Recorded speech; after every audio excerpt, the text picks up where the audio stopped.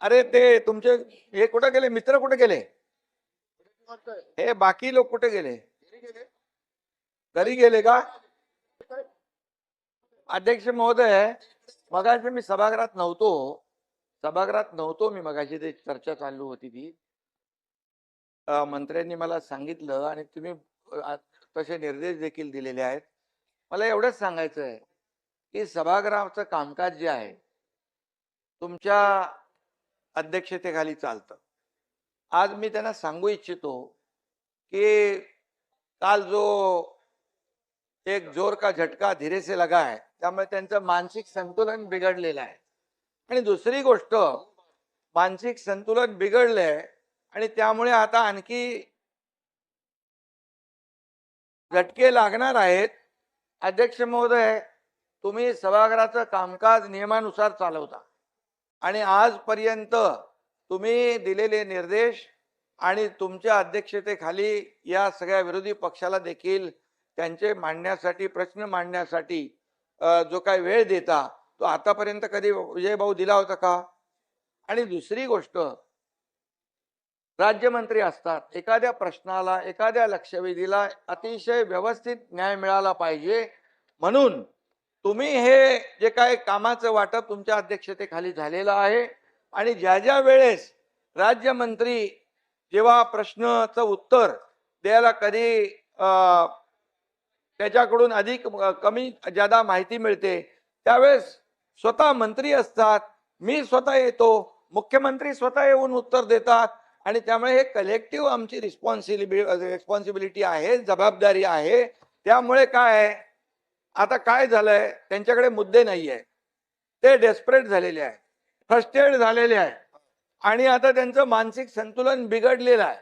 त्यामुळे आता ते नाही आहेत, नाही तर मी बोललो असतो, कोण होता असं तू, काय झाला असं तू, अरे वेड्या असा वाया गेला असं तू, अरे काय.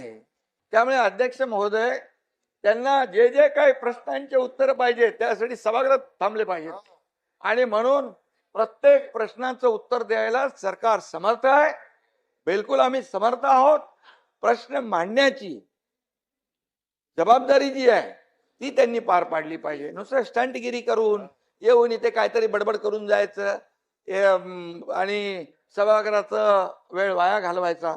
आणि म्हणून मी आपल्याला सांगतो, विजय भाऊ तुम्ही समजदार आहे, ते जयंतराव, नाना भाऊ, ते तुम्ही बी त्यांच्या नादाला लागले, काय पोराटोरांच्या नादाला लागले असं काय. त्यामुळे अध्यक्ष महोदय, पूर्णपणे या ठिकाणी सभागृहामध्ये विरोधी पक्ष जे जे काही या शेतकऱ्यांचे प्रश्न मांडा, या महाराष्ट्रातल्या जनतेचे प्रश्न मांडा, जिथे शेतकऱ्यांच्या अडचणी आहेत ते प्रश्न मांडा, त्याला उत्तर द्यायला आम्ही लोक खंबीर आहोत.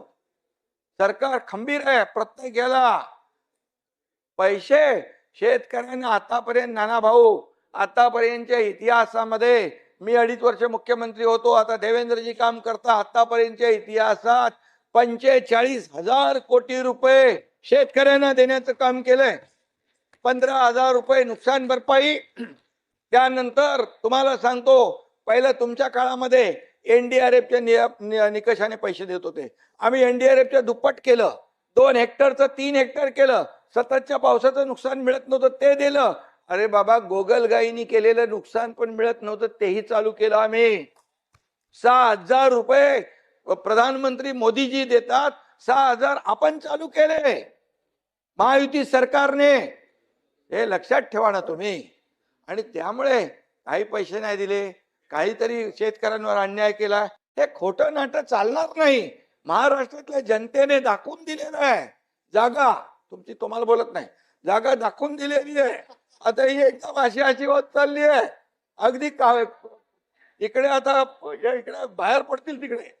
आणि त्यामुळे मी आपल्याला सांगतो, अध्यक्ष महोदयांचा निर्णय अंतिम असतो. अध्यक्ष महोदयांचा निर्णय चुकीचा, अरे तुम्हाला काय बोलायचा अधिकार आहे? अध्यक्ष महोदय, जे नियमाने हे सभागृह चालतं, हे सभागृह सार्वभौम आहे, याचं पावित्र्य राखणं आपलं काम आहे.